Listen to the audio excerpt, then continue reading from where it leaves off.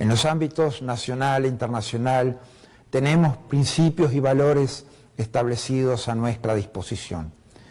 Ellos significan muchas veces tristezas, porque no están ahí, donde y cuando los necesitamos. Esa es la historia de la comunidad internacional. El silencio permitió el ascenso de Hitler o el genocidio en Ruanda. El otro día decía que debemos ser fuertes para ser coherentes. Los pueblos sacan la fortaleza de sus entrañas. Sé que mi voz es una pesadilla contra la impunidad de aquellos que asesinan gente en las calles o torturan en los calabozos, para aquellos que violan cada libertad fundamental, para aquellos que prefieren silencio y calma ante esos crímenes. Sé que el levantamiento de los venezolanos con dignidad es una pesadilla para el régimen que los oprime, para aquellos de la comunidad internacional que prefieren la paz de la intimidación y el amedrentamiento que surge de la violación de cada uno de los derechos del pueblo. Un día esa pesadilla terminará, deberá ser el día de la alegría que da a sentir la libertad. Pero en la OEA no hay silencio cómplice.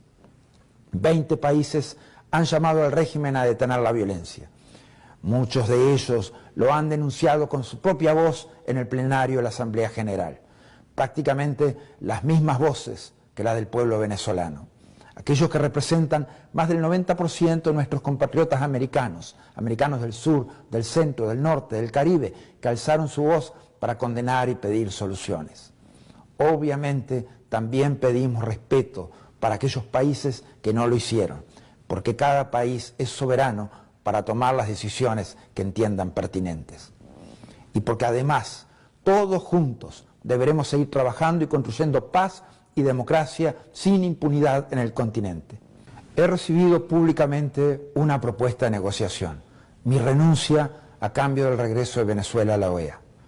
He aquí mi respuesta. Yo renunciaré a la Secretaría General de la OEA cuando se realicen elecciones nacionales libres y transparentes, con observación internacional y sin inhabilitados, cuando se libere a todos los presos políticos listados por el Foro Penal venezolano y se amnistía a los exiliados, cuando se reconozcan los plenos poderes a la Asamblea Nacional, cuando se abra un canal humanitario de alimentos y medicamentos para los venezolanos más desprotegidos y cuando se juzgue a todos los asesinos de cada uno de los manifestantes, así como a su cadena de mando. También cuando haya un Tribunal Supremo de Justicia independiente, un Consejo Nacional Electoral independiente y se detenga el proceso inconstitucional de la Asamblea Nacional Constituyente. Lamentablemente son muchas las cosas necesarias para la libertad de Venezuela. Ofrezco mi cargo a cambio de la libertad de Venezuela, porque nunca vamos a renunciar, jamás renunciaremos hasta tener en nuestras manos la libertad de Venezuela. Luis Almagro. Buenos días, Venezuela. Tenemos presidente interino Juan Guaidó con más popularidad, más entre el 80 y 85% que cualquier otro presidente en la historia de Venezuela. Pero también tenemos un Tribunal Supremo de Justicia, una Asamblea Nacional, el apoyo de más de 60 países democráticos del mundo. Y así estamos iniciando nuestro programa o nuestro espacio de 24 horas, Voz de la Democracia y de la Libertad por YouTube, Bravo 24. Todo esto es gracias a la gente que nos ayuda a hacer este espacio de lunes a domingo. El nuevo trabajo de Ángela Sago, En nombre de los pobres los multiplican. El nuevo trabajo de investigación de Bernardo Jurado, La fragancia de la rebelión. Y el nuevo trabajo de Carlos Rangel, La Venezuela imposible. 3 excelentes libros que ustedes pueden conseguir en Amazon. Además, Doménica Ciortino Rialtor. Tenemos también Attitude and Wear, y tenemos también a los fabricantes de cortinas, rollers, zebras y romanas de Shape Gallery by Elsie de Miami. Ellos son quienes hacen posible 24 horas por YouTube Bravo 24. Les saluda Napoleón Bravo. Mi Twitter y mi Instagram es @Napoleón Bravo. La coproductora es Beatriz Galindo y la producción general de quien les habla, Napoleón Bravo. Nosotros tenemos que salir a dar la cara y explicar lo que está pasando, pero más allá de lo que está pasando, las soluciones a lo que está pasando en este momento. ¿Y saben por qué? Porque aquí no hay marcha atrás. pero los servicios públicos tienen una profunda crisis. Es por eso que buscamos a los mejores expertos del país. Hoy vamos a presentar dos áreas, área de agua y electricidad. La crisis de las dos fue producida por la corrupción, por la ineficiencia, por la falta de planificación. Y estoy aquí porque estamos seguros que sabemos cómo cambiar los servicios públicos en Venezuela. Queremos pasar del diagnóstico a las propuestas claras, concretas y con practicidad realizables, no propuestas teóricas. Saquemos lo mejor del venezolano bravo, el contestatario, el que ve al futuro, el que responde, el que echa para adelante. La esperanza nació para no morir nunca más en Venezuela. Él es Laureano Pérez Izquierdo. Está publicando el servicio de noticias Infobae, un excelente trabajo que ha hecho y que titula así: Rusia, Irán y China, la carrera por repartirse Venezuela. Las tres potencias participan de la llamada sirianización de América Latina. Y así comienza su trabajo. El ascenso de Vladimir Putin y su clan de San Petersburgo ha sido descrito como maquiavélico, pero se lo representa mejor con los logros de Don Vito Corleone.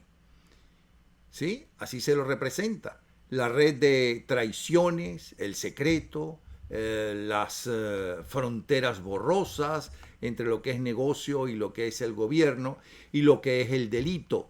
Todo está en los libros de Mario Puzo. Así relató en su libro Winter is Coming el ajedrecista Garry Kasparov a la Rusia actual bajo el poder del agente de la KGB.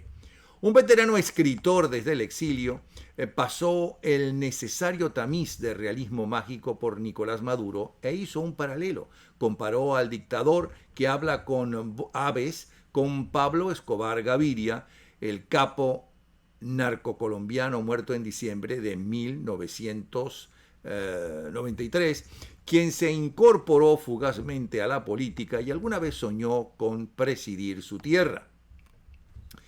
Quizás sean esas fronteras entre ficción y realidad las que unen a ambos jerarcas, pero sobre todo lo que realmente lo hace la oportunidad y la necesidad. Putin sabe que su par venezolano depende más que nunca de sus buenas gestiones. Sabe que su dinero y su potencial poder de fuego, el caraqueño encerrado y sin capacidad de respuesta alguna, se entrega al abrazo ruso. Así comienza, repito, este trabajo del periodista Laureano Pérez Izquierdo para la agencia noticiosa Infobae. Y hablando de noticias, vamos a ver cuáles son los titulares hasta ahora más destacados por la prensa más prestigiosa de los Estados Unidos. El Wall Street Journal, por ejemplo, su titular más destacado en este momento es: ataques explosivos en múltiples iglesias y hoteles en Sri Lanka matan al menos a 207 personas y hieren a más de 450 hoy domingo de Pascua.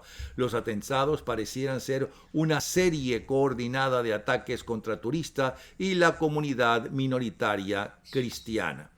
Por otro lado, Angeles Times titula: en Venezuela la vida ha ido de mal en peor y el mundo ha dejado de prestarle atención.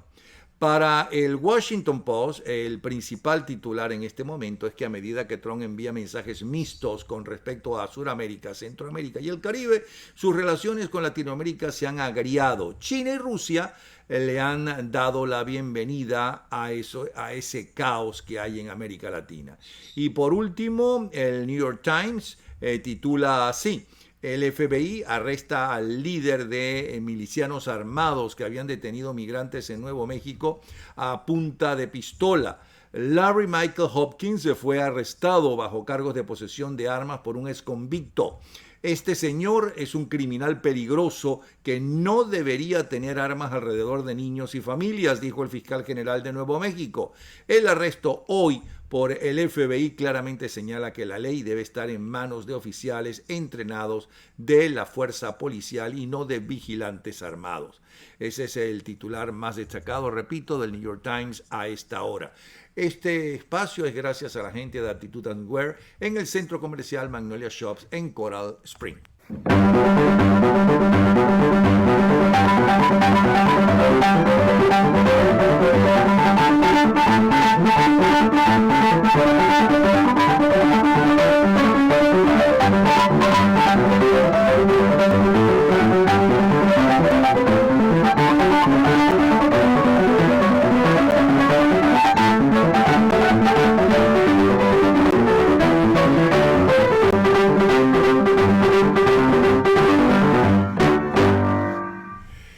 En su libro La fragancia de la rebelión, Bernardo Jurado dedica uno de sus capítulos, diría yo, a el padre Palmar. Dice: el padre José Palmar me mostró su oceánica cultura. Es un tipo encantador, habla cuando lo desea, como un laico, lo que lo acerca a su feligresía, pero cuando se consigue a un tipo como yo, habla como lo que es, un docto, filósofo, teólogo profundo, santo pensador y operador de Dios. En la muy larga y santa conversación platicamos del exorcista del Vaticano, a quien le dediqué el segundo capítulo de mi obra Divinos, luego Humanos.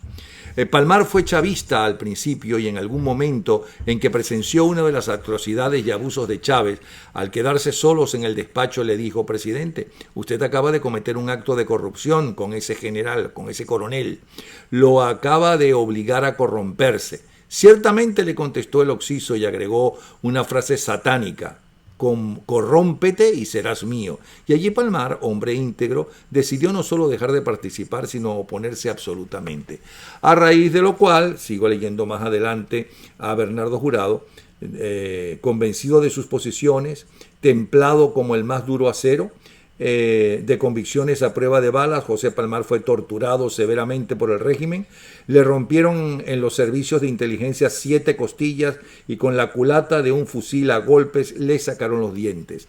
Hacía mucho tiempo, créanme, que no conocía a una persona que me hiciera temblar de vergüenza. Ese hombre posee la resiedumbre del titanio y la textura del algodón, el poder de decisión de un comandante de buque y la indudable convicción de que es Dios quien rige nuestros destinos. No se doblega, no tiene bienes, no duda ni un segundo y de paso tiene un buen humor excepcional. Es parte de lo que escribe en La fragancia de la rebelión Bernardo Jurado sobre este cura que tenemos aquí, cura de barrio, cura de pueblo. Bienvenido. Gracias, Napoleón. Un abrazo y saludo a Bernardo, muy agradecido por ese detalle en su libro hermoso. ¿Cómo ve la situación en este momento de Venezuela, padre? Bueno, la gente se va a jugar la última carta el 1 de mayo. He recibido muchas informaciones de gente, comunidades, padres. El 1 de mayo echamos el resto, como que ya la gente se cansó, Napoleón, de salir a la calle, de hacer agendas, de las frases vamos bien, pero la gente está pasándolas muy mal, como que ya la gente se está cansando. Y eso me preocupa profundamente, como también me preocupa el comentario que salió hace un momento al aire, de que nosotros nos acostumbramos a estar mal. Ahora el mundo entero ya se acostumbra a vernos mal. Yo recuerdo en nuestra época de los años 60, mi mamá me decía, hay que comerse todo, porque los niños en Biafra pasan hambre. La palabra Biafra... Eso decía mucho la madre, sí, ¿verdad? La palabra Biafra para mí era como donde hay muerte, hambre, desnutrición, niños muriéndose en la calle. Hoy me imagino en el resto del planeta que le diga a la gente, a sus hijos, en cualquier punto del planeta, le digan, comete eso, porque en Venezuela pasan hambre. Es decir, hoy somos la Biafra de los años 60 y lamentablemente ya el mundo se acostumbra a vernos así. Nosotros ya nos acostumbramos a estar mal, porque ciertamente... Pero ¿por qué es que nos acostumbramos a estar mal? Yo veo a la gente en la calle luchando, pidiendo, veo a esta gente sumamente humilde, inclusive gente que vive en la calle, como presentábamos ayer a un maracucho, ¿no? Clarísimo en lo que está sucediendo, y molesto e insultando a Maduro y su gente. Sí, pero son aleatorias esas denuncias y esas manifestaciones. No hay algo en conjunto. Y ese ha sido el problema de los 20 años de denuncias y de acciones de violencia en la calle, protestando, que hoy es Coro, mañana es Maracaibo, después es Petare, después es San Cristóbal, después es Cumaná, pero no hay algo al unísono, no hay algo que de verdad nos una a todos en un mismo instante, a una misma hora y hacia una misma dirección. Entonces, eso se diluye en el tiempo. Pero el 11 de abril, por ejemplo, hubo manifestaciones no solamente en una millonaria en Caracas, sino en todas partes, incluyendo a las Islas de Margarita. ¿Del 2002? Sí. Bueno, pero ¿llegaron a dónde? Porque mientras llegaron al Puente Yaguno. No, bueno, llegaron hasta Miraflores. Sí. Y hubo empezaron a asesinar a la gente, ¿no? Pero el dictador tuvo que salir. Sí. Que después regresó porque hubo una gran descoordinación total, es otra cosa. Pero sacaron al dictador. La única vez que el dictador se fue el 11 de abril. Hemos dejado, este régimen va a terminar algún día y van a quedar los dos talones de Aquiles vírgenes. Tú me preguntarás como periodista, padre, ¿cuáles son los dos talones de Aquiles del régimen? Uno, la improvisación. Este régimen ha trabajado 20 años en base a la improvisación. Y dos, el Palacio de Miraflores. Mientras nosotros, en 20 años, no lo hemos hecho ni un grafiti a la pared de Miraflores, nosotros no hemos tocado al poder. No hemos herido de muerte al narcorrégimen. ¿Qué hizo Hugo Chávez el 4 de febrero del 92? De manera abrupta. Hugo Chávez lo que hizo fue esconderse en el Museo Histórico. Pero ¿cuál es la imagen que te dice a ti del 4 de febrero? Además de los muertos, la gran imagen que se vendió fue ese tanque subiendo las escalinatas del Palacio Blanco de Miraflores. Es decir, les demostró al mundo de que ellos habían entrado a la boca del poder, que ellos entraron a la cueva con el enemigo. Nosotros no. Nosotros mientras hagamos marchas de 2 millones de personas sin tocar Miraflores, mientras llenemos todas las calles, mientras llenemos todas las avenidas, mientras llenemos todas las iglesias, mientras hagamos todas las vigilias, pero no tocamos Miraflores, lamentablemente en un régimen presidencialista como que está en Venezuela, no hemos tocado nada. No, es una banda de delincuentes, no son políticos. ¿Usted cree que ellos son políticos? Porque yo digo, ellos no son políticos. No, pues, yo una vez me reuní con los senadores, Marco Rubio y el senador Scott, y se los dije, miren, primero, no son políticos, son militares. Y segundo, no son cualquier militar, son militares delincuentes y son militares antipatrióticos, son militares narcotraficantes, son militares narcolavadores, son militares narcoterroristas. Es decir, pensar que esta gente son políticos, esa es la peor de las equivocaciones que ha tenido la oposición partidista en estos 20 años. Ahora, entonces usted no está muy optimista, o por lo menos no lo siento. Optimista no estoy por los dirigentes. Estoy optimista por la gente. La gente, mira, desde el viernes pasado para acá, la gente me ha dicho así por el Twitter, por el Instagram, por las redes sociales. Padre, después de Semana Santa.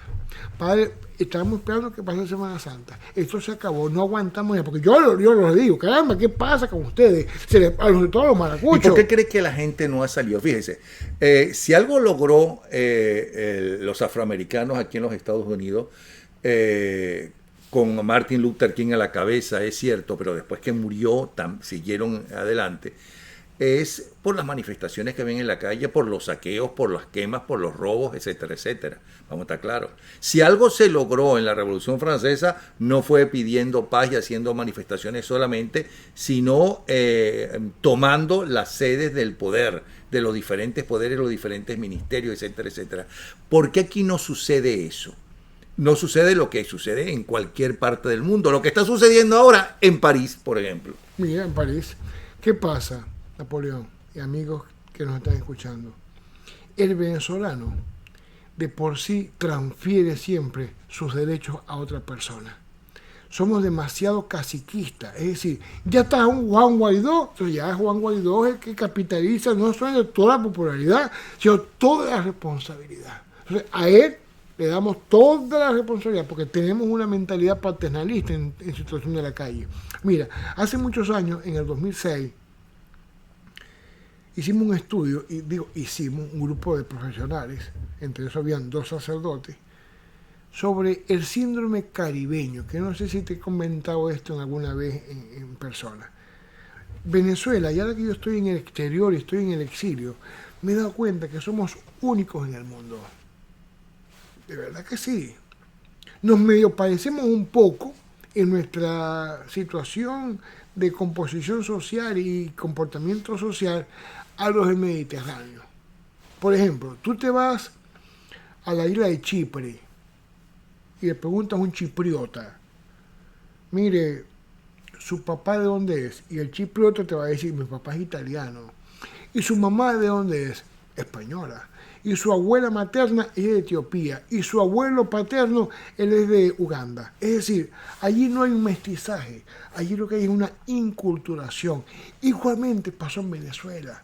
En Venezuela, más que un mestizaje, hubo una inculturación. No así en Bolivia, no así en Colombia, no así en Perú, no así en México, que sí hay un mestizaje claro, donde predomina, por supuesto, la raza indígena.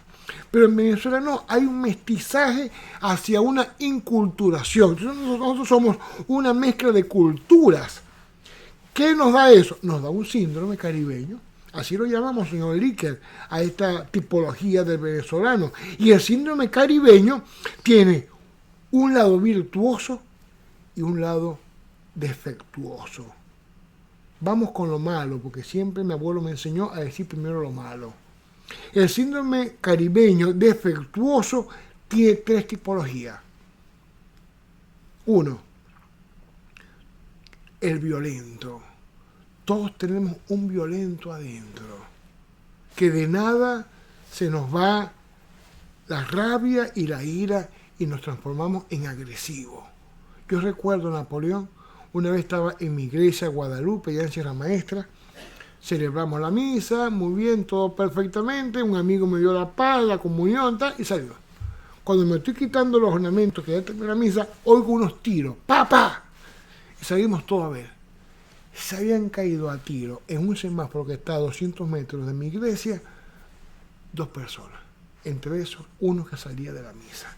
Es decir, ¿cómo alguien que sale de la Eucaristía, que sale de la misa, enseguida violento? Porque todos tenemos un violento adentro. ¿Qué hizo Hugo Chávez Frías y el ejército cubano? Son violentos. Entonces, violentos, vengan conmigo. Yo les voy a dar moto, chapa, pistola, poder. Ahora van a ser violentos con poder. Segunda tipología negativa, perversa. Quizás esto no le gusta a mucha gente, pero todos tenemos un ladrón adentro. Sí, señor, esto puede ser doloroso, pero basta que choques tú en cualquier parte de Venezuela y enseguida te asaltan, te roban, te saquean. A mí me pasó en mi comunidad.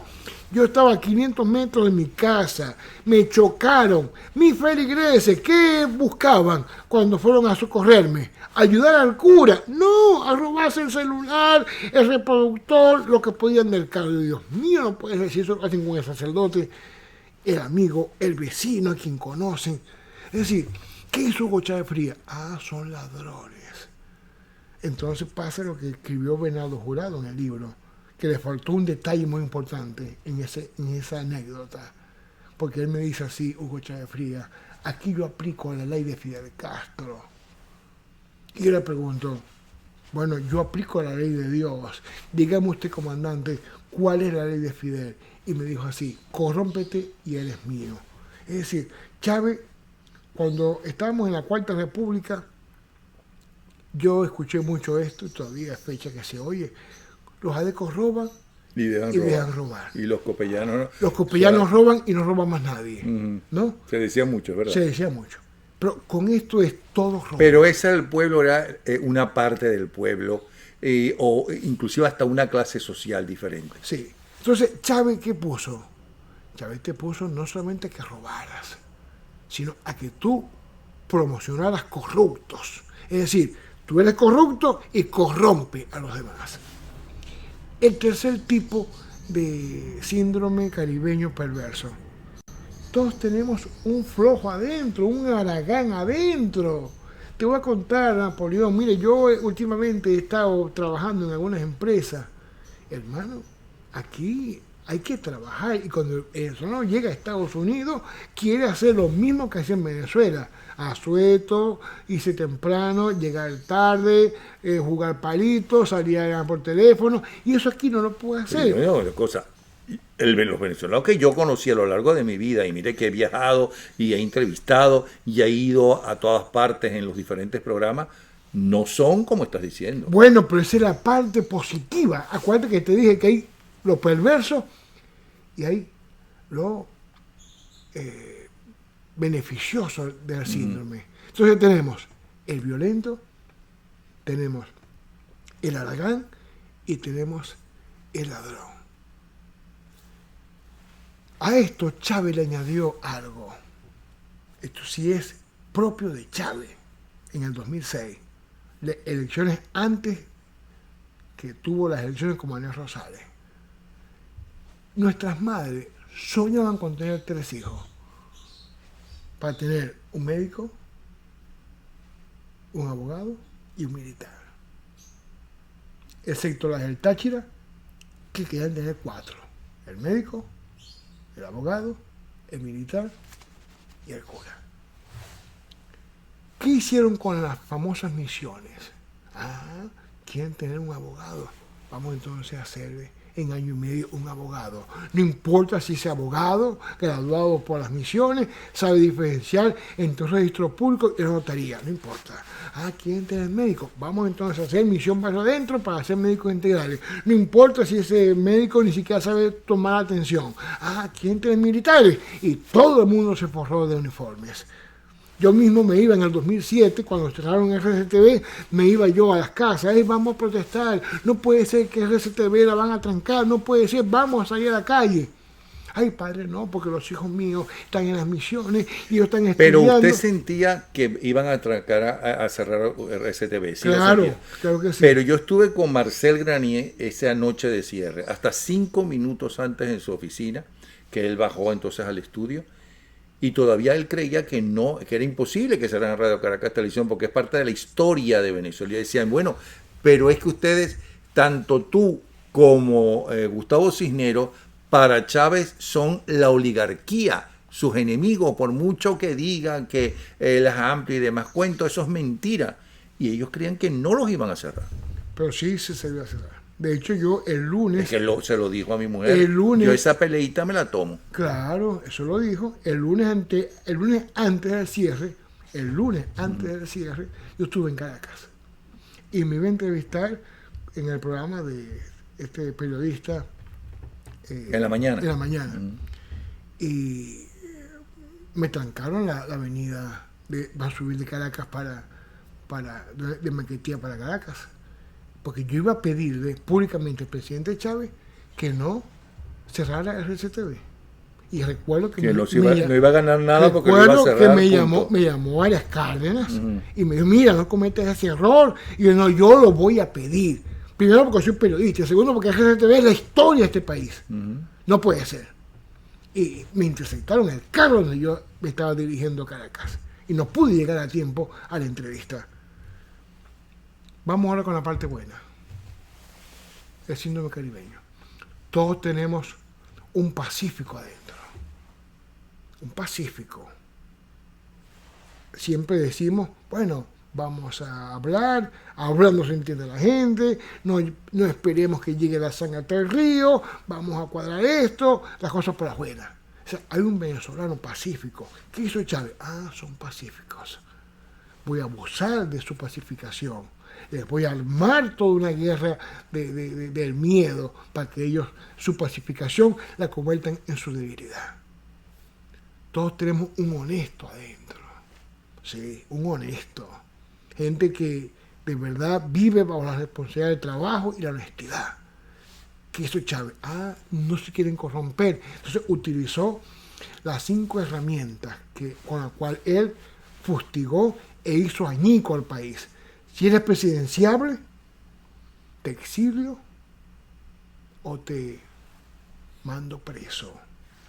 Si no eres presidenciable, pero eres un político peligroso, te inhabilito judicialmente y electoralmente. No eres político, no eres presidenciable, eres un empresario, te quiebro a través del CENIA, a través de apropiación, etc. No eres empresario, no eres político ni presidenciable, pero eres peligroso, te judicializo, que lo hizo conmigo. 9 juicios, desde el 2006 hasta el 2008. Me ganaste, pero yo tengo 4. Bueno, 9. Lo cual todo salí, por la gracia de Dios, salí airoso. Y 5, no eres político, no eres presidenciable, no eres empresario, no eres nada peligroso, pero eres un ciudadano común, entonces te ataco a través de la inseguridad, porque la inseguridad es una política de Estado, el pacífico y el honesto. Me queda un tercero. La persona que realmente quiere trabajar, es decir, es laborioso. Ese venezolano que tú has visto y que yo he visto y que yo veía todos los días que salía yo a las 4:30 de la madrugada de mi casa para la emisora de Radio Fe de Alegría. Yo tenía que atravesar toda la ciudad de Maracaibo para ir del sur al norte, todos los días por 15 años. ¿Y qué veía yo? La gente con su carretilla, con los plataneros, las señoras, los choferes, el que vende la leche, el que vendía las empanadas, las mandocas, las arepas. Es decir, ese país que se levanta temprano, como decíamos nuestros abuelos, el que madruga, Dios lo ayuda, y salían a la calle a trabajar. ¿Qué hizo Chávez? Esta gente le gusta trabajar, esta gente es laboriosa. ¿Y qué ha hecho? Acabó con el sistema de producción, acabó con el sistema industrial, el parque industrial se vino abajo, y ahí el desempleo galopante en Venezuela. Es decir, esa es la Venezuela que tenemos.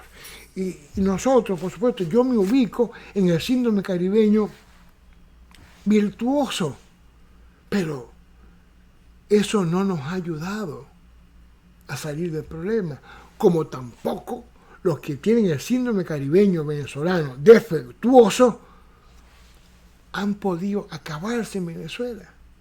De verdad que es una situación en la cual estamos entrampados, y al estar entrampados, ¿qué hay? Hay una asfixia. Hay una situación allí que nos está cogotando, que no nos permite ni siquiera tener luz en el túnel. Pero yo, como sé, Napoleón, y hoy lunes, hoy que estamos terminando la Semana Santa, como esto es una batalla espiritual, y quizás mucha gente esto como que le suena a poesía, pues no, la batalla espiritual. Ayer el Papa Francisco ya despertó de su letargo. Y yo bendigo a Dios porque el Papa Francisco haya despertado. Porque un día me llamó una religiosa de Cúcuta, una hermanita que está allá trabajando, ella es colombiana, pues está trabajando con los venezolanos que están allá en Cúcuta. Y me dice, padre, ¿qué pasa? Dios no nos escucha. ¿Qué pasa? Dios no nos oye. Tantas vigilias, tantas oraciones, tantas misas que hemos hecho por Venezuela y nada, no pasa nada. Y yo le dije así, hermanita, yo lo digo por primera vez en público. Quizás este concepto teológico puede ser refutable o criticable. Sí, vamos a discutirlo con el que pueda discutirse, pero es mi posición. Le dije yo, hermanita, mientras Francisco no nos apoye, no pasa nada. ¿Y cómo es eso, padre? Muy cierto, hermana. Cuando Jesús eligió a Pedro, el apóstol Simón, que llamó Pedro, le dijo, aquí están las llaves. Lo que tú ates, yo lo ato. Lo que tú desates, yo lo desato. Estaba dando el poder de la iglesia en Pedro. Nos guste, no nos guste, era el poder para Pedro. A lo mejor Santiago sintió celo, a lo mejor Juan también sintió celo, o Mateo, o Felipe, o Bartolomé, pero él escogió a Simón Pedro. Quizás el más torpe, el más bruto, pero el que le garantizaba mantener a flote la barca de la iglesia. ¿Qué pasa? Nuestras oraciones están incompletas y son ineficaces si Pedro, que hoy es Francisco, no nos ayuda. Padre, explíqueme eso, me decía la monjita. Yo te lo voy a explicar de esta manera. Cuando Juan Pablo II estaba como pontífice reinante en el mundo, ¿qué pasó? Juan Pablo II oró por la caída de la Unión Soviética. ¿Y qué pasó? Se desmoronó. Así. Gorbachov habló la perestroika y cayó. Y quedamos todos así como que, caramba, ¿qué pasó? Y la Guerra Fría se acabó, ¿qué es eso? Recién llegado, Juan Pablo II al papado oró para que se acabara el comunismo en Polonia. Y a través de su gran amigo del Grupo Solidaridad, cambió Polonia. En Yugoslavia, recientemente, era el 2001, Milosevic, el carnicero del Mediterráneo, se elegía por tercera vez contra Kostunica. El Papa apoyó a Kostunica, ganó Kostunica las elecciones en Yugoslavia, cuando Kostunica tenía 5 características por las cuales nadie podía votar por él. Primero, era gago, tuerto de un ojo. ¿Te acuerdas de este famoso personaje de televisión, el loco, me acuerdo ahorita? Bueno, y él mismo decía, Kostunica decía por los medios de comunicación, no voten por mí porque yo no quiero ser presidente. Y el pueblo de Yugoslavia, pensando como país y no como partido, pensando como nación y no como sectarios, votaron por Kostunica y ganó las elecciones, porque el Papa Juan Pablo II los apoyó.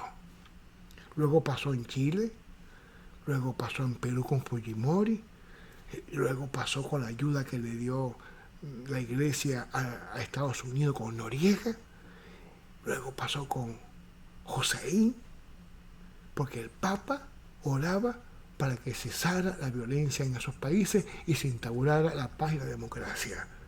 Que después los que llegaron no hicieron lo que se esperaba, ese es otro tema, pero el Papa Juan Pablo II oraba.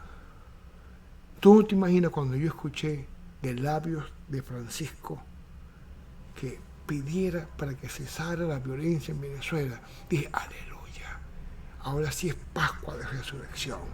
Ahora sí tenemos el apoyo espiritual y oracional del Papa.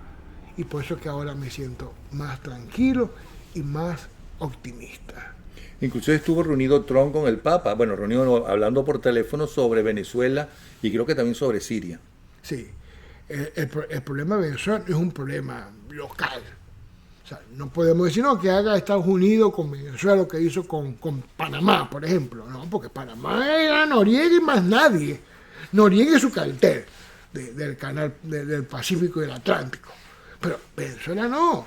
Venezuela lamentablemente se ha convertido, los que saben del tema de la Segunda Guerra Mundial, saben que perfectamente la Segunda Guerra Mundial, Hitler toma Polonia. Y por tomar Polonia se produce entonces la unión de la coalición mundial para apoyar a Polonia y ahí nace la Segunda Guerra Mundial. Hoy la Polonia del siglo XXI, la Polonia del Caribe, es Venezuela. Al principio del programa estábamos leyendo solamente el principio, ¿no?, de un artículo que hoy aparece en Infobae, justamente hablando de eso, de cómo la Unión Soviética, bueno, la Unión Soviética, Rusia, China, Irán, creo que dice, están tratando de apoderarse y de dividirse de Venezuela, cosa que es un peligro para todo Occidente. Y no sobre todo, mira, siempre se habla, Napoleón, siempre se habla de la media luna de la guerra y de la media luna del terror. Yo que asistí 3 veces a la mesa del G2 cubano, porque muchos llaman, ¿y qué hacía el padre Palmar ahí con el G2 cubano? Nada, ellos por 3 oportunidades me invitaron, entre comillas, para que yo les diera los nombres de las fuentes que me habían dado las pruebas del narcotráfico y del lavado de dólares y de la corrupción petrolera en PDVSA en el 2006. Imagínate todo lo que ha corrido del 2006 al 2019. Es decir, la PDVSA de Rafael Ramírez Carreño. Y por supuesto, en 3 oportunidades, yo dije, ustedes están equivocados conmigo. Porque yo no les voy a dar ni los nombres de las personas que me dieron estas pruebas, ni tampoco les voy a dar las pruebas, los originales. Se equivocaron. Primero, porque yo soy sacerdote y tengo que guardar el secreto. Y segundo, porque soy periodista y tengo que guardar la fuente. No se los voy a dar. Luego hicieron otra oportunidad, me volvieron a citar con más presión y nada. En la tercera, como para ellos un poco congraciarse conmigo, me dieron una clasecita de lo que estaba pasando en Venezuela. Siempre se habla entre ellos de la media luna de la guerra y la media luna del terror. Esos son términos propios de ese sector ligado a esa situación de terrorismo, narcotráfico, etc. Esa coalición internacional de forajidos en el mundo. La media luna de la guerra, de manera geopolítica, estamos hablando, está al norte. Los países que propician la guerra están al norte, pareciera como que casualidad. Y los países que provocan el terrorismo están al sur. Entonces hay una especie de antagonismo entre la media luna de la guerra y la media luna del terror. Por supuesto, en la guerra hay países, hay grupos, igual que en el terror hay países y hay grupos. A lo mejor en la media luna del terror hay grupos, pero no hay países. Por ejemplo, en la media luna del terror está ETA, pero no está España. En la media luna del terror está la FARC, el ELN, pero no está Colombia. Venezuela, hasta el 99, nunca estuvo ni en la media luna de la guerra, ni en la media luna del terror. Pero Venezuela tenía los 5 atractivos, que ya son 10, que apetecían la guerra y el terror. Entre eso el petróleo, entre eso el lugar estratégico de la ubicación geopolítica en el Caribe. La entrada de América Latina. Cualquier punto, todos nuestros recursos. Siempre la media luna del terror, de manera muy suspicaz y a veces hasta evidente, quiso apoderarse de Venezuela a través de Fidel Castro. Lo intentó en el 60, lo intentaron con Carlos Andrés Pérez, hasta que sí entraron con Hugo Chávez Frías. ¿Qué sucede? Hoy Venezuela está en la media luna del terror, ya no como grupo, sino como país. Y como país dotador de todo lo que es el suministro de instrumentos y de elementos para favorecer la construcción de armamentos. ¿Quién es el jefe de la media luna de la guerra? Hoy puede ser que sea Rusia, el jefe. Pero a la vez Rusia también pertenece a la media luna del terror, porque es viceversa. Es decir, pueden ser que sean de la guerra y puede ser que sea del terror. ¿Quién es el jefe de la media luna del terror? Bueno, lo acabas de decir hace unos momentos, Siria. Hace 20 años, el jefe de la media luna del terror era Hussein. Vino a la media luna de la guerra y acabó con Hussein. Hussein le pasa el testigo en aquel momento. El testigo lo recibe Lukashenko de Bielorrusia. Lukashenko con un olfato para no meterse más en el mundo del terrorismo y no ser execrado, le pasó el testigo para ser el jefe a Ahmadinejad de Irán. En una situación como política ya, perdió las elecciones, montaron a otro y agarró y pasaron el testigo a Libia, a Gaddafi. ¿Y qué pasó? Acabaron con Gaddafi. Muerto Gaddafi, asume al-Assad de Siria la jefatura de la media luna del terror. ¿A dónde fue Arriaza hace unos días? A Siria. A Siria. ¿A qué? A presentarse al jefe. Porque el jefe de Nicolás Maduro, el jefe de Padrino López, el jefe de Ojo Cabello y de toda esa banda de corruptos, narcotraficantes, mil errores, es al-Assad. No sé si tú te acuerdas, debes tener buena memoria. El día de los oficios religiosos de Hugo Chávez Frías, es decir, el famoso funeral, había una silla vacía al lado de la mamá de Hugo Chávez. Maduro, la silla vacía. Y la gente me llamaba, los periodistas, Palmar, ¿quién va en esa silla? Yo, por molestarlo, Obama, ¿no? Porque en esa época estaba Obama, y Obama estaba así como que, para allá y para acá. Pero no era Obama. Otros me decían, ¿será que viene alguien muy especial? Yo no. Esa es la silla de al-Assad. Lo que pasa es que la semiótica del terror dibuja que no está el jefe, pero está su puesto vacío. Ahí va al-Assad, que no pudo venir al funeral de Hugo Chávez Frías. Ahí va la Al-Assad. Otros me dicen, no, esa fue la silla de Cristina, que se fue. No, esa fue la... No. Al-Assad es el jefe. Es el jefe de todo lo que está pasando en Venezuela. Uno a veces dice, no, vamos a sacar a Maduro. No es sacar a Maduro. Yo siempre estaba con la convicción y la idea, cuando murió Hugo Chávez Frías, que murió en el 2012, y lo dijeron el 5 de marzo del 2013, cuando él murió el 12 de diciembre, yo le decía, va a morir Hugo Chávez Frías, lo va a declarar muerto, pero atención, el problema no va a terminar. La gente se ponía brava conmigo. ¿Cómo vas a decir tú? Si se muere Hugo Chávez Frías, no se va a acabar el problema. No se va a acabar el problema, porque el problema no es Hugo Chávez, tampoco es Cuba, no es Fidel, no es Raúl. El problema es toda esa coalición internacional que se ha apoderado de Venezuela. Es por eso entonces que las nuevas autoridades norteamericanas, las más altas, han dicho que Venezuela es un peligro para los Estados Unidos. No solo para Estados Unidos, para el mundo entero. Bueno, ok, pero ellos hablan de Estados Unidos. Claro, por supuesto, es un peligro latente. Y yo exhorto a las autoridades norteamericanas que no pierdan mucho más tiempo. No dejen crecer ese elefante rojo allí en el Caribe.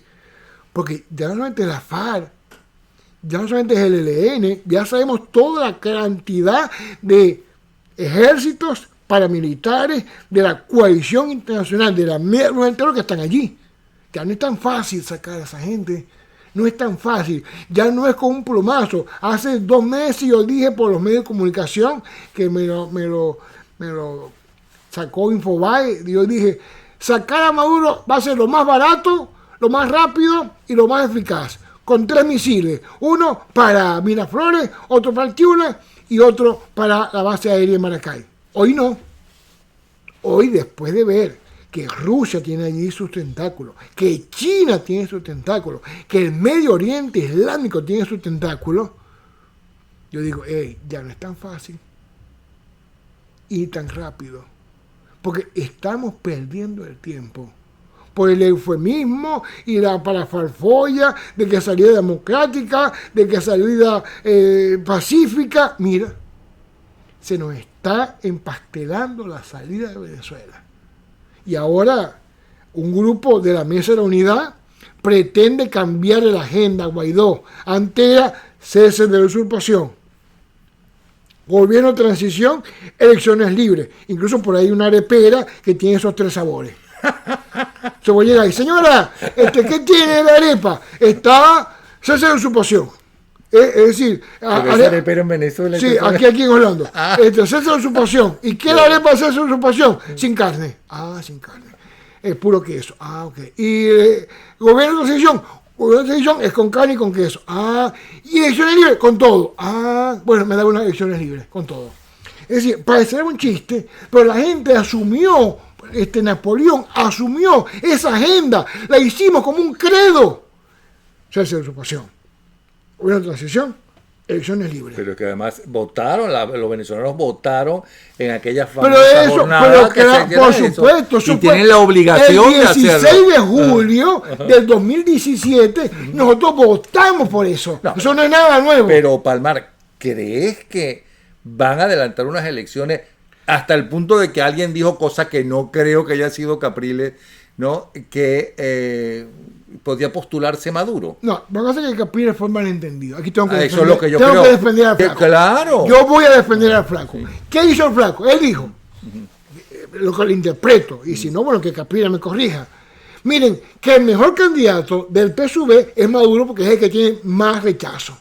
Es el que perdería hasta una... Pero si alguien sabe de la Constitución desde muy joven, es Capriles, y sabe que constitucionalmente Maduro no puede ser candidato, sino puede ser enjuiciado. Pero él lo dijo de una manera de decir, el mejor candidato de ellos es Maduro porque sería el mejor para nosotros.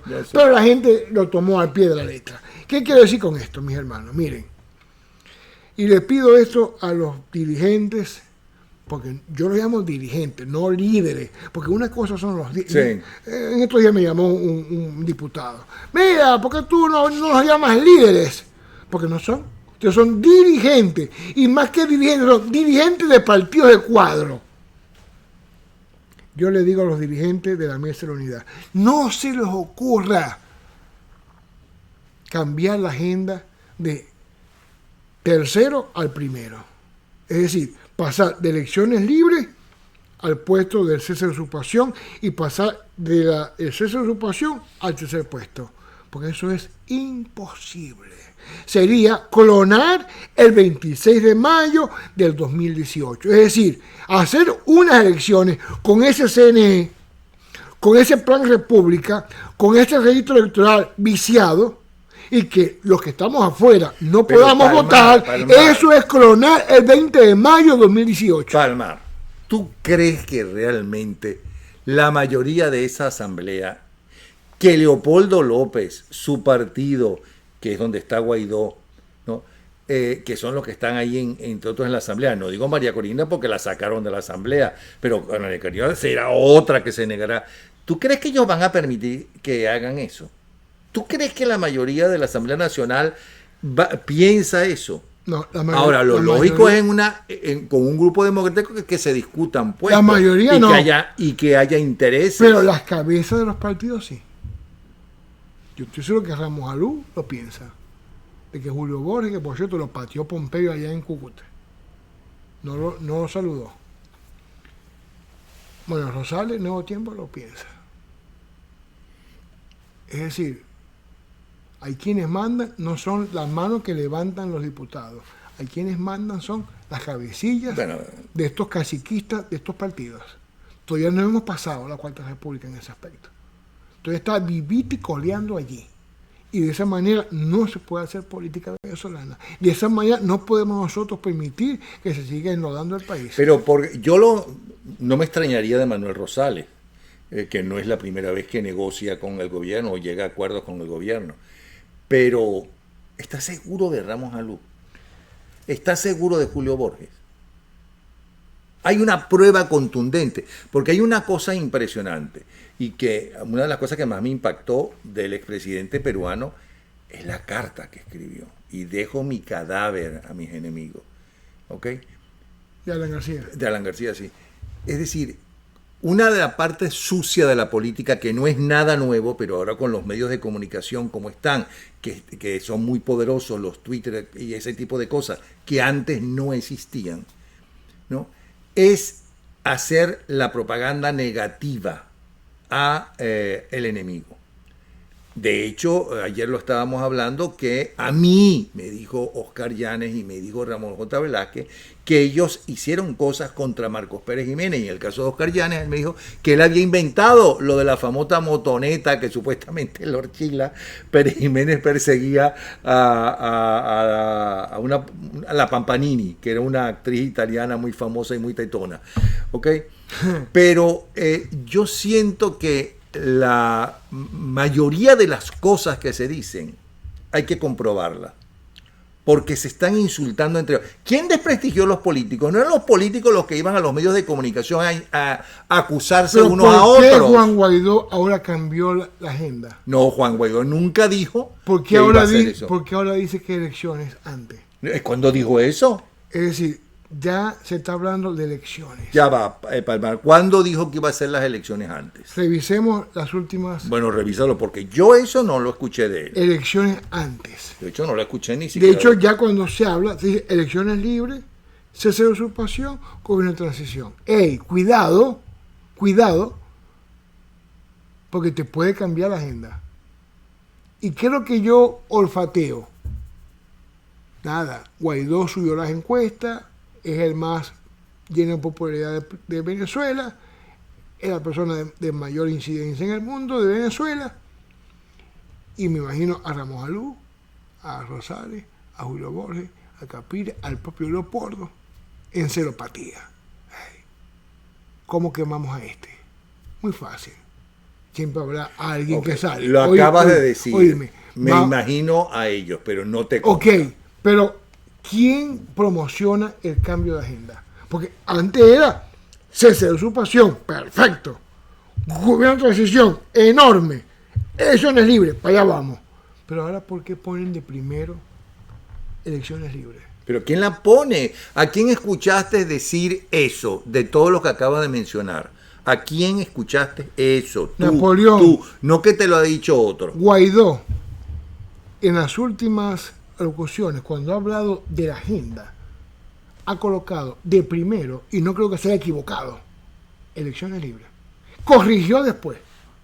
Y yo averigüé, ¿por qué le ponen ese número 1 ahora si era el número 3?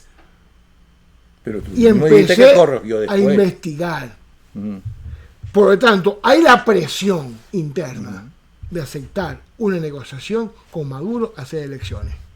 Después vino y puso la torta Capriles en decir que iba a ser el mejor candidato, y la gente toda se desvió la atención del problema de elecciones libres primero y se concentraron en el disparate que dijo Capriles.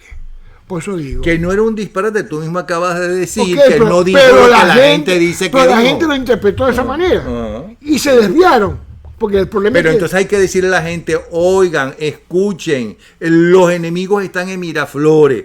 Capriles no dijo eso, por mucho que ahora les caiga muy mal Capriles, porque ha pasado de ser un ídolo absoluto, entonces Porque ahora así que no la lo vida- es. así la vida política, Bueno, pero Napoleón. un momentico, pero que respeten también el pasado de la gente. pasamos del amor al odio Bueno, tan pues rápido. muy mal hecho, porque que respeten también la trayectoria de la gente, y cuando los enemigos de ese dirigente político, que todo dirigente político tiene enemigos, todo el mundo tiene enemigos, no hace falta ser dirigente político, digan una cosa, antes de que ustedes se la crean, ¿no?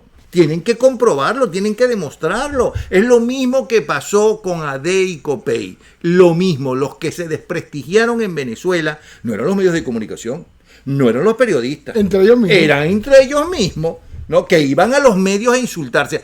Y se llegó al extremo que Eduardo Fernández, que es uno de los dirigentes que ha estudiado más estudioso, más conocido y demás, se metió con Luis Herrera, y Luis Herrera le dijo, quien se mete con su familia se arruina. ¿O no te acuerdas? Claro que ¿Y sí. qué hicieron los adecos con Carlos Andrés Pérez? No solamente no apoyaron su destitución como presidente, que ese fue el primer golpe desestabilizador de la democracia venezolana, ¿ok? ¿Cómo se llama? Por haber utilizado la partida secreta. ¿Y para qué la partida secreta? Sino para lo que lo hizo. No se la robó, la utilizó para ayudar a la democratización de Centroamérica. Y luego lo botaron del partido, acusándolo de ladrón. Y el tipo murió pobre, ¿no? ¿Dónde está el dinero de Carlos Andrés Pérez? Y murió pobre. Y los adecos ahora, como murió, porque no hay nada más extraordinario que morirse. Es más, si Cristo no hubiera muerto, ¿no? Y después resucitado, pero eso no lo vimos, no lo canonizan. olvídate, no lo canonizan, ¿no? Y le encuentran cuanto defecto puedan encontrarle e inventarle, vamos a estar claros. Entonces, bueno, lo que hacemos es hundirnos todos entre ellos. Y no hay cosa que sepa más, la cosa más brillante del mundo, mucho más que la KGB, mucho más que la CIA, mucho más que el Mossad, no, es el G2. El G2 parece ser que es lo más grande del mundo para la oposición. A mí me parece absurdo cómo la misma oposición escucha todo lo que inventa el G2, que ese es su trabajo o parte de su trabajo, y lo multiplica. Quien se encarga de multiplicarlo es la propia oposición. El G2 es una oficina que está en el Palacio Blanco frente a Miraflores, formado por 11 personas. Tienen 2 computadoras y un librito. ¿Y qué hacen ellos? Armar las agendas maquiavélicas y perversas para que la oposición caiga en trampa. Eso es todo. ¿Qué es lo que saben hacer? Eso Porque todo. ¿quién formó al G2? La KGB. ¿Qué es la KGB? ¿No? El grupo represivo de un país llamado Rusia, en ese momento era la Unión Soviética, que tenía la bota dominante, porque se habla del imperialismo norteamericano, pero y entonces el imperialismo ruso no es muchísimo peor, porque además empobrece a todos los países de los cuales se apoderan, ¿ok? Y además no hay más que un solo partido y una sola decisión. Bueno, entonces, ¿quién formó al G2? Una gente que vino de los zares, que era una tiranía, a la tiranía de los comunistas. ¿Quiénes son los cubanos del G2? Unos que venían de una dictadura y que de Batista a una tiranía de los Castro. Ellos no saben lo que es el espíritu democrático. Para ellos es una sorpresa que estén esos muchachos todavía desde el 2002 hasta ahora y ese pueblo en la calle y que se enfrenten a las guardias nacionales y digan, ¿ustedes qué hacen allí? Ustedes están a nuestro servicio, ustedes tienen que defendernos a nosotros y no a esos narcotraficantes. El valor de esa gente no lo puede entender la gente del G2. En Cuba no existe eso porque los cubanos no saben. Los jóvenes cubanos y los padres de los jóvenes cubanos y los abuelos de los jóvenes cubanos y los bisabuelos de los jóvenes cubanos no conocieron la democracia. Porque tenemos en Venezuela una sucesión de rebeldía. Sí. Yo, escuchando a Thomas Jefferson, leyendo sus memorias, tercer presidente de Estados Unidos, él decía, Dios nos libre de que en 20 años no haya una rebelión en un país. Dios nos libre, decía Thomas Jefferson, padre de la independencia aquí, del acta de independencia norteamericana, que en 20 años no haya un acto de rebeldía en un país. Mira, los que están ahorita en la calle, allá en Maracaibo, por ejemplo, son los hijos de los que me acompañaban hace 15 años a mí en la calle. Es decir, hay como una especie de sucesión de rebeldes. Inclusive, muchachos que mataron hace 10 años, 8 años atrás, hoy están sus hermanitos, que ya son mayores de edad, en la calle. Pero perdona, madres de los muchachos que asesinan, esas madres vuelven a la calle y ahora vuelven doblemente para estar y defender lo que sus hijos defendían. Es un pueblo maravilloso. Hay una especie de... Se habla del cese de la usurpación, pero yo me imagino a los narcotraficantes cubanos en la mesa del G2 decir, ¿cómo hacemos al cese de la protesta? Porque se están dando entre 70 y 100 protestas diarias hoy en Venezuela. 100. Que no es fácil ya para la Guardia Nacional, ni para los cuerpos represivos, ni para los colectivos atender. Porque eso cada vez cuesta más dinero. No es que el batallón de la Guardia sale a la calle, no. Antes de salir, les dicen, bueno, van a la calle a reprimir. Y dicen los guardias, quiero revisar en el teléfono que ya está depositado lo que me van a pagar. Porque ellos cobran por ser guardias, pero por salir a la calle tienen que pagar el triple. ¿Y no crees que los guardias son muy valientes? Los guardias también tienen miedo. Y esos muchachitos, como sale en este libro, por cierto, de Bernardo Jurado, esos muchachos que también son jóvenes, que están ellos dos ahí metidos en el tanque, pasando calor, y solamente tienen una ventanita a un lado, ¿no? Que le tiran, ¿cómo se llama? Pintura a la ventanita para taparlo. ¿Esos muchachos creen que, ustedes creen que no tienen miedo? Claro que tienen miedo. Por supuesto. Y además dicen, ahí pueden estar los hermanos de ellos o los padres de ellos en la protesta. Porque de hecho los familiares están en la protesta de muchos de ellos. Entonces, no sé, yo no soy tan pesimista frente a eso. Frente a la situación de Venezuela, y ojalá, una vez que caigan estos desgraciados, no se apodere del país los chavistas de la derecha. Porque lo que sí logró Chávez, para mí, el gran éxito del chavismo, que es el éxito del comunismo, en general de los países estos, que llamamos comunistas, porque estos países no son comunistas ni un coño, ¿no? ¿Cómo se llama? El éxito es dividir, sacar el odio de las personas, la frustración de las personas para dividirla. Entonces uno encuentra que hay gente, sobre todo en los Twitter, que hay gente que son igualitos que los chavistas, pero que ahora son de derecha. Un país donde nadie era de derecha, el único que era de derecha era Germán Borregales, que si no sé si lo conociste, que era un buen hombre, ¿no? Para colmo.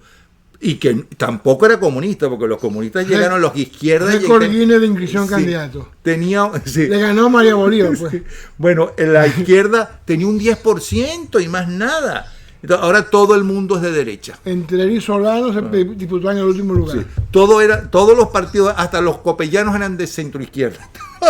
Bueno, los copellanos eran de centro, pero nadie se atrevió en Venezuela a decir que era de derecha. Ahora, ¿nadie votó por Chávez? O como decía, No. como le dijo la Pietra Caldera un día, ¿no? Que los copellanos eran sociocristianos. Ahora es Partido Popular venezolano, cuando Y nunca fueron Caldera populares. se puso bravo con la Pietri. Porque Caldera, pues, siendo la Pietri familia de Alicia, ¿no? Ajá. ¿Y por qué son sociocristianos? Bueno, son cristianos del ombligo para arriba y muy sociales del ombligo hacia abajo. Pero bueno, Entonces están como los republicanos. más o menos, parecido. ¿Y cómo están los republicanos? Cuéntame, ¿cómo es el chiste? Cristiano, no, muy creyente del ombligo para arriba. Ay, Dios mío. Menos mal que la gozamos y la disfrutamos. Yo tengo esperanza, Napoleón, por la información que manejo, el 1 de mayo, que es la gran toma de Venezuela.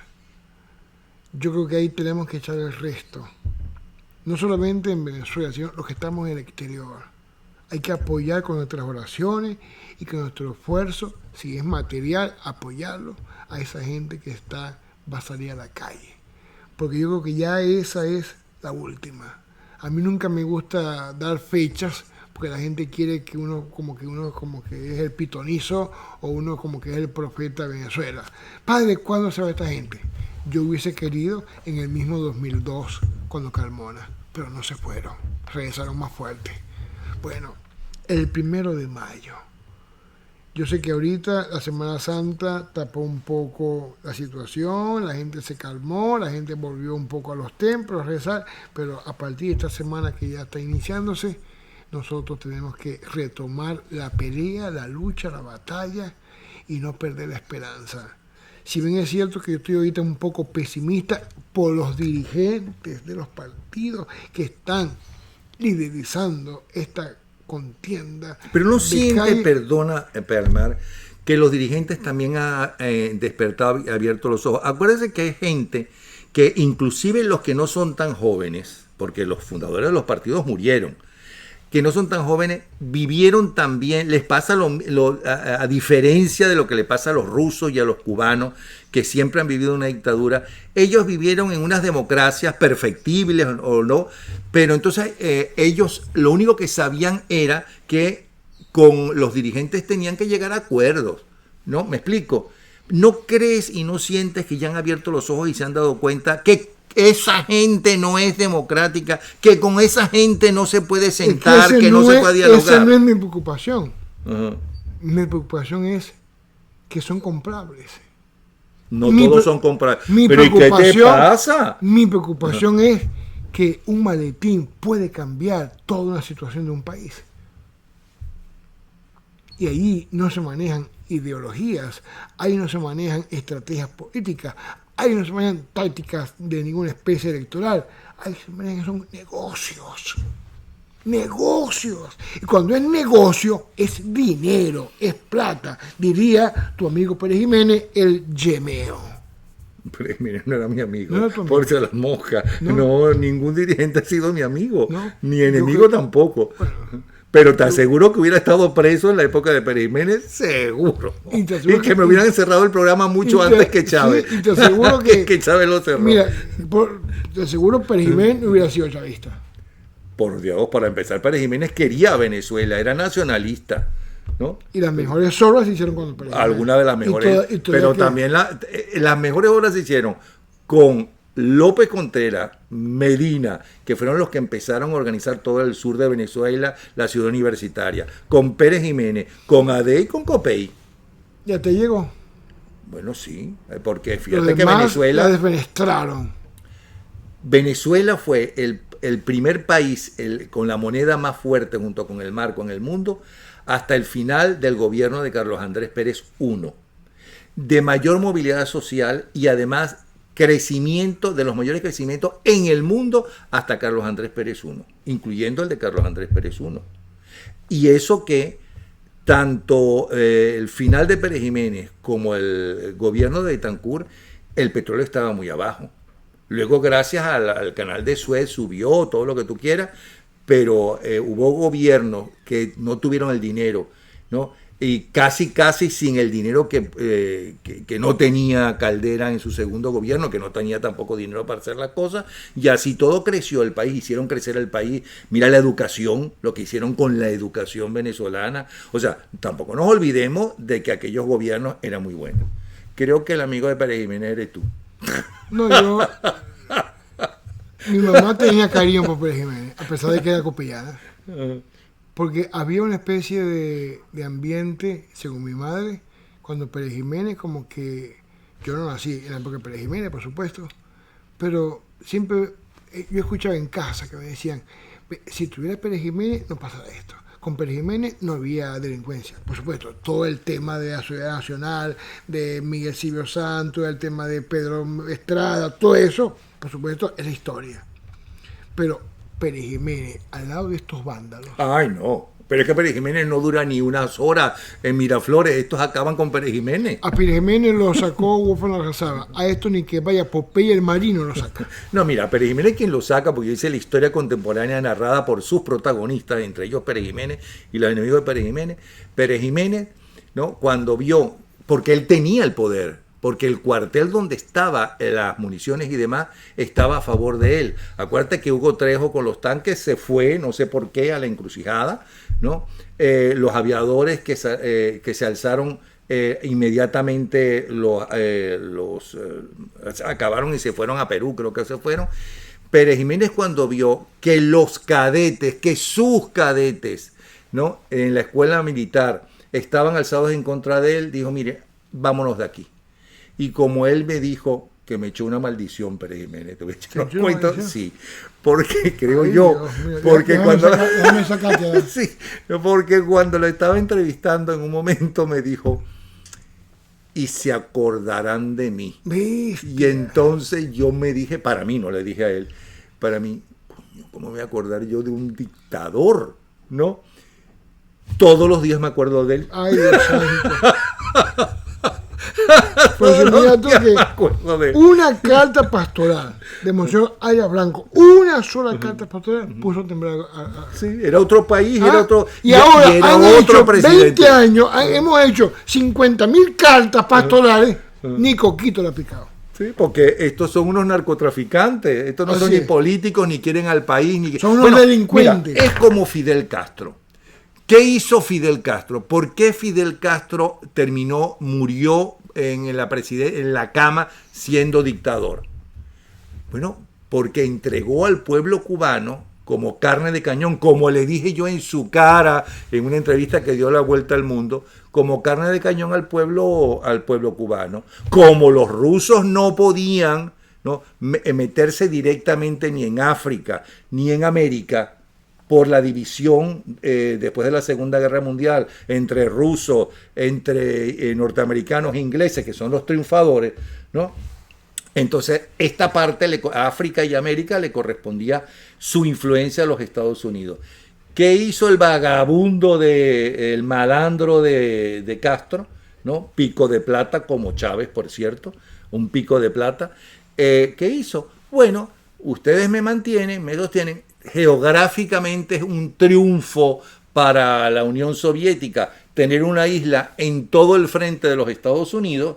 Meten su ejército, pero lo meten, que no salgan por las calles, pero lo metió el ejército ruso, y además mando a los cubanos, me arman a los cubanos, y mandaron a África, a las guerras en África y a las guerrillas en la América Latina, mandaron a los cubanos. Eso fue lo que hizo Fidel Castro, vender al pueblo cubano para que se fuera a matar, a morir en las guerras.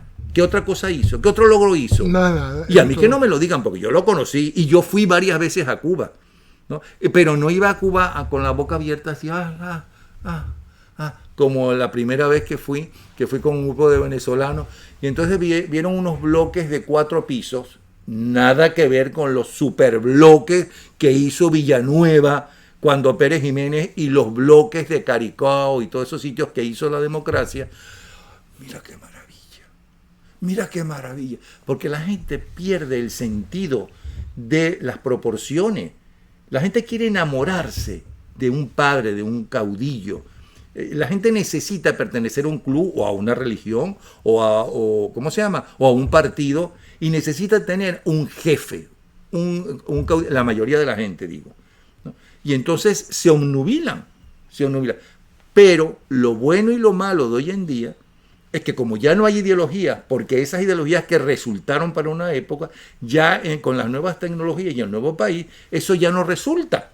Y es por eso que están en crisis los partidos, están en crisis las ideologías, ¿me explico? Y está en crisis la religión. Por Eso supuesto. lo debes saber tú, porque Claro yo, que sí. vamos a estar claros. Y todo es porque ahora es más interesante, más apasionante. Yo fui feliz en los años 60. Me correspondió ser joven en los años 60. Y hablaban de la revolución de los 60. No. Revolución es ahora. La gran revolución y el cambio es ahora. Inclusive está en el trabajo. La gran preocupación, inclusive en Estados Unidos y en Europa, es qué hacer con el gentío, ¿no? Que ya no se va a necesitar por las máquinas, por los trabajos. ¿Cómo se les forma? ¿En qué van a trabajar? Porque todo está cambiando Hoy y además por hoy, rápidamente. la ocupación laboral es un problema. Sí, claro. Y hoy por hoy, ¿cómo será en 5, 10 y 15 años? ¿Qué hacer con esa gente? Mira, estaba hablándolo ayer con José Cisneros y me decía, mira, hace 10 años, un conductor de un camión, ¿no?, en Estados Unidos, con eso, por ejemplo, como conductor de un camión, podía vivir con su familia tranquilamente. Hoy necesita 2 trabajos. ¿No? En Estados Unidos, que supuestamente está económicamente mejor que hace 10, 15 años. Y dicen que está muy bien porque Wall Street está bien. Pero el pueblo, ¿por qué votan por Trump? O sea, ¿por qué a los republicanos no les quedó más remedio que aceptar que Trump era, de todos los candidatos que se ofrecieron, el que tenía? Porque Trump supo dirigirse a la gente que estaba recha, igual que Chávez. ¿O es que Chávez no ganó la primera vez? Chávez ganó la primera vez. ¿Y quién votó por Chávez? No fueron los marcianos, fueron en primer lugar los adecos, que era dentro de los partidos que había entonces el principal partido. Porque es que los adecos le mandaron a su gente a votar por Salas Romer, a quien yo conozco, y a su hijo, me cae muy bien su hijo, pero no le han inventado a los adecos, no les decían todo el tiempo a los adecos que Capriles era la derecha, que era un fascista, que Capriles, que Caldera era fascista, que era la derecha, y entonces ahora lo mandan a votar por alguien que tiene las mismas condiciones que Caldera, ¿no? Que no era nada de lo que decían los adecos, por cierto, porque yo conocí a Caldera y le tuve mucho cariño a Caldera, vamos a estar claros. Y ese Caldera que hablan, ese no lo conocí. Ese Caldera pedante, un señor conocedor y además que aceptaba escuchar a pesar de que no estuviera de acuerdo con una cosa. Y le decía, mire, yo no estoy de acuerdo, yo pienso así y así. Ese era el Caldera que yo conocí, yo no sé cómo era el Caldera para otra gente. ¿Y ves tú que Caldera estuviese con las redes sociales como hoy? Bueno, yo creo que Caldera en las redes sociales a lo mejor sí las leería. Yo como no las leo. Yo tengo una muchacha que se llama Beatriz Galindo en Miami. Beatriz, tú me vas a leer los Twitter. Primero, no tengo tiempo ni tengo ganas. Cuando me preguntan algo, mándame esas preguntas. Cuando proponen una idea buena, mándame esa idea. Cuando no están de acuerdo con alguna de las cosas que se han dicho en el programa, dímelo para estudiarlo y decirlo, o cuando están pidiendo un invitado en especial, eso es la parte positiva. Sí. ¿No? Pero esos insultos, que si el Capriles es tal cosa, que si Ramos Elbo es tal cosa, eso no me importa un comino, a menos que traigan las pruebas. Porque además a esa gente le encanta meterse, llamar a fulanito de tal ladrón, pero dilo tú, ellos no vienen a decirlo. Y en los twitters, la mayoría de toda esa gente ni siquiera pone su nombre ni menos su cara. Entonces, no, tú no pones tu nombre, tu cara y no tienes prueba, lo siento mucho. Esa es la gran diferencia entre los que hacemos redes sociales con nombre, Y los apellido periodistas. y cara, como tú y yo, Sí. a los que se esconden en un seudónimo y en un muñequito. Sí. Porque a lo mejor lo que dice ese seudónimo puede ser verdad, pero es un seudónimo. Pero lo más probable es que no tenga por qué ser verdad, aunque la persona que lo escribe lo crea, porque a lo mejor lo cree porque se lo dijo a alguien de confianza. Esa vaina de que dicen, Me dijo un amigo que estaba en la reunión que fulanito de tal. No, ya por ahí es mentira. No, ya eso no tiene sentido. Hay Bueno, que orar, entonces, hay que orar perdona. mucho. No, hay que orar mucho. Yo creo que la salida de este régimen narcotraficante no está solamente en manos de los venezolanos.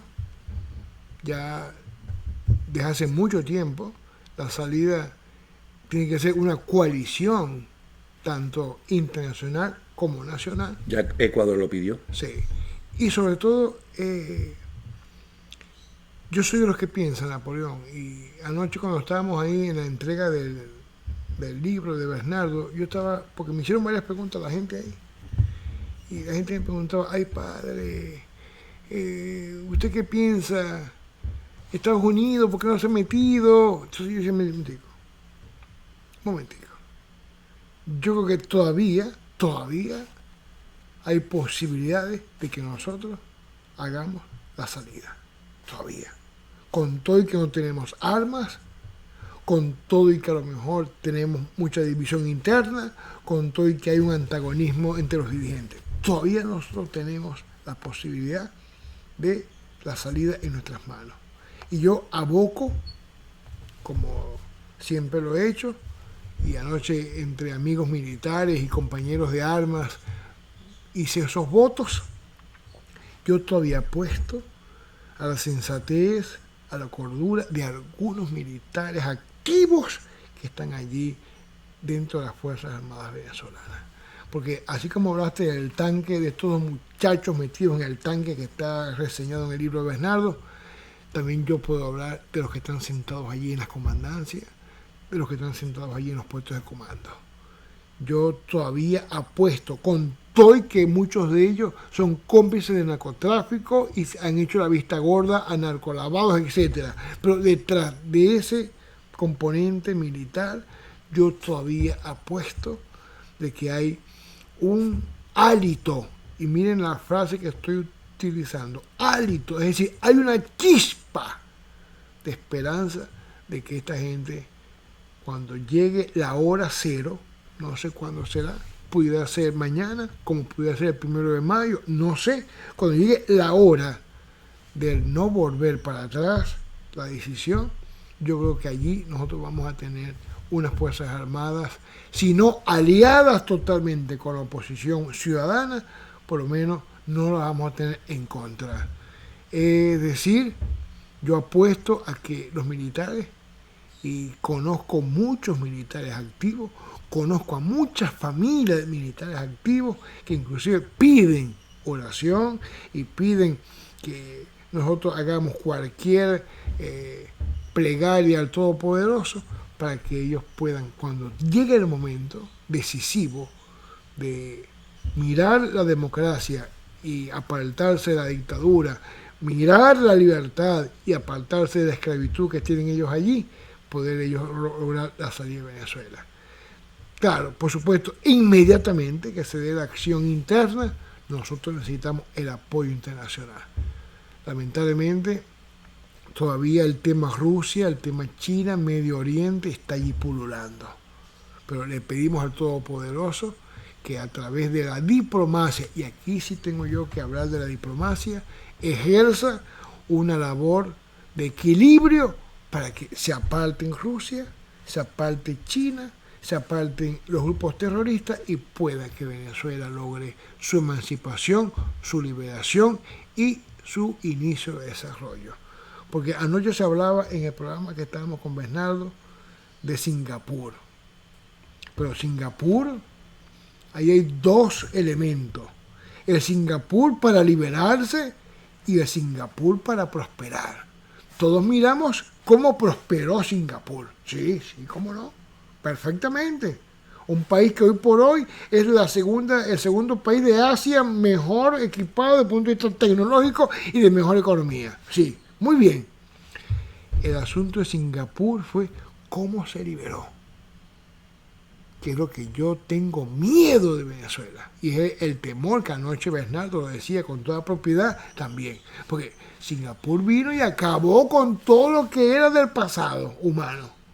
Nosotros no podemos acabar con toda una población que todavía cree en el socialismo del siglo XXI, que son menos, que son pocos, pero todavía hay mucha gente, que no son la mayoría, pero hay mucha gente que aún todavía acaricia infelizmente la idea de que esta gente permanezca en el poder, porque todavía lo que ven es venezolanos de televisión y lo que ven es las cadenas de Maduro.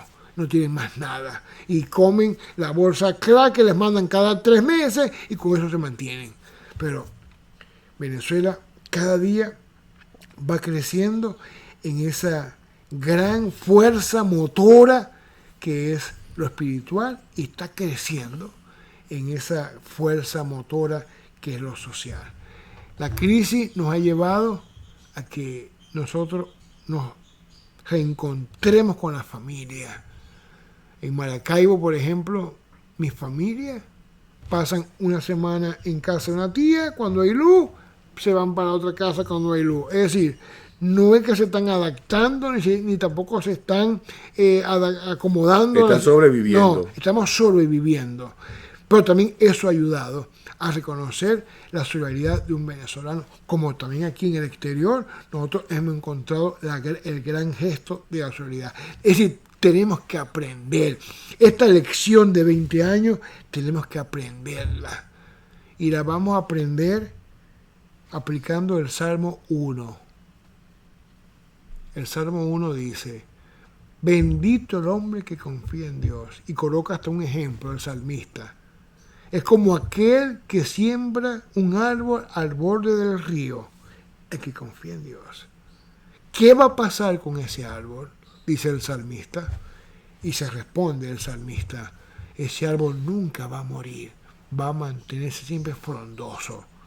Pero dice el salmista, infeliz, utiliza una palabra que yo no utilizo, dice el salmista, maldito aquel que confía en los hombres. Y coloca un ejemplo y dice el salmista, es como aquel hombre que siembra un árbol en el desierto. ¿Qué va a pasar? Se seca. Pero nosotros, lamentablemente, hemos confiado en los hombres. ¿Y qué ha pasado? Nos hemos secado como país. A partir de ahora, yo creo que tenemos que confiar primero en cada una de nuestras fuerzas y de nuestras posibilidades. Y si la lección no la hemos aprendido, y se lo dije en estos días a una familia, si la lección los venezolanos no la hemos aprendido, no merecemos liberarnos, porque podemos caer en algo peor que esto es sin precedentes.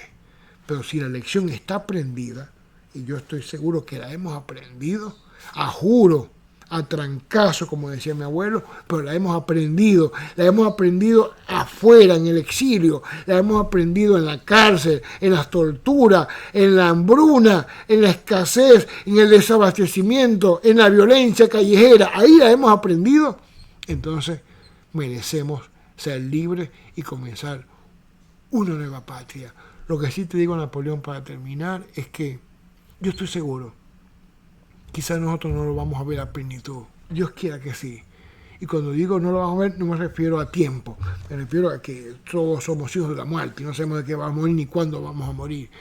Pero yo estoy seguro que la Venezuela que va a emerger después de esta tragedia narcotraficante va a ser un país de grandes potencialidades.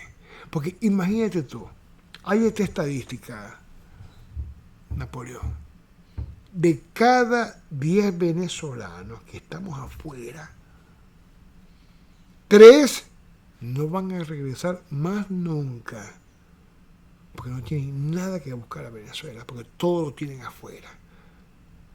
3 vamos a regresar a Venezuela, porque no tenemos nada aquí y estamos aquí de paso. Y 4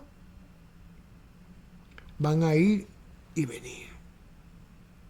Van a trabajar aquí afuera y van a regresar a invertir en Venezuela. 4. Es decir, que de 10, 3 nos vamos y 4 van a ir y van a regresar, van a ir y van a regresar por inversión. Quiere decir que 7 de los que estamos afuera vamos a tener la posibilidad de reconstruir la patria adentro. Y los 3 que se quedaron afuera van o a rezar o nos van a ayudar con su apoyo moral. Conclusión, esos 7 que vamos a regresar, unos para quedarse y otros para ir y volver, vamos a llevar lo mejor de cada país. En estos días hice una encuesta con mi gente que está en todo el hemisferio. Decía, a ver, los de Argentina, los de Chile, los de Ecuador, los de Perú, los de China, los que están en Australia, los que están en Italia, en España, en Portugal, en México, en Panamá, en Costa Rica, Estados Unidos, a ver, ¿qué han aprendido nuevo para ir a llevarlo a Venezuela? Napoleón, y las respuestas eran maravillosas. Pero la gran mayoría decía, hemos aprendido a trabajar. Bueno, un poco lo que sucedió en los 50, con todos los europeos que venían de la Segunda Guerra Mundial, que traían sus costumbres, su forma de hacer comida y todo ese tipo de cosas. Bueno, casi no se te ve porque ya se hizo de noche. Déjame decir, sabrosísima la conversación. Pero como tú eres en blanco, este programa tú te especial. ves bien. Yo, como soy negro y feo, me veo mal. No, es que yo Además vestido de negro, imagínate tú. Pues ¿no? ese es el problema. Un poco más y me parezco la Sayona. Gracias, padre. Bueno, Palmar. gracias, Napoleón. Siempre muy contento de estar contigo, buen amigo. Como decía mi abuelo, disculpen lo malo. No, todo muy sabrosa la conversación en este programa especial. Y nos vamos con este regalo. Vaya, pues. Ya.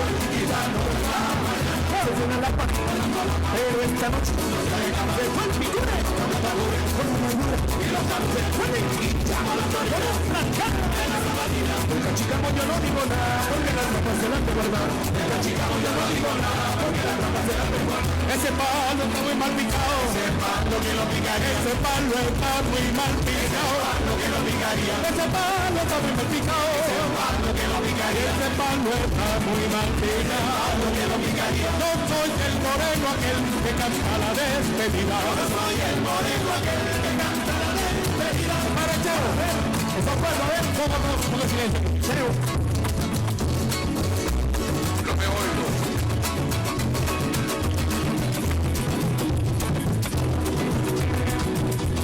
Con melodía.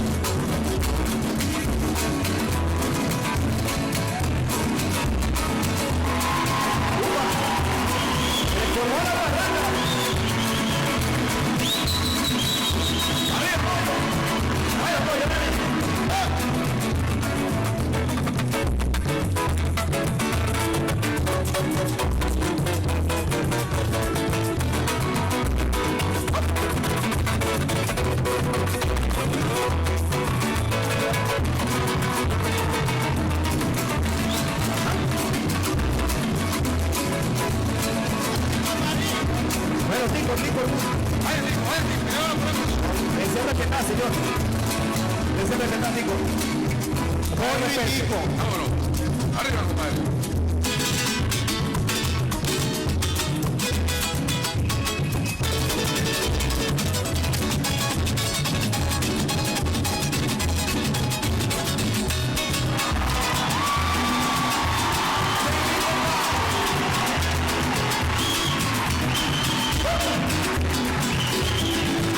Eso no se vale porque es más grande.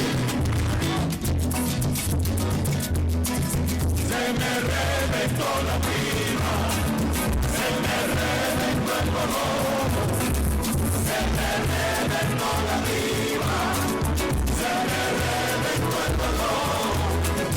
No se le reviente un ojo, andando ya lo miró. No se le reviente un ojo, papá, andando ya lo miró. Regálame un beso, regálame un beso, pero por favor regálame 2 besos, regálame 3, regálame 4 besos.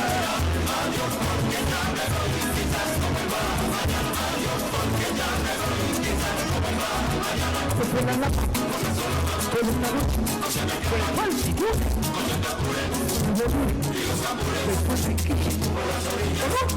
en la rabadilla, de que chicamos yo no digo nada, porque la trampa se la tengo hermano. De que chicamos yo no digo nada, porque la trampa se la tengo hermano. Ese palo está muy mal picado, Ese palo que lo picaría, ese palo está muy mal picado, palo que lo picaría, ese palo está muy mal picado, ese palo que lo picaría, ese palo está muy mal picado. palo que lo picaría. Yo soy el moreno aquel que canta la despedida. Soy el moreno aquel que canta la despedida.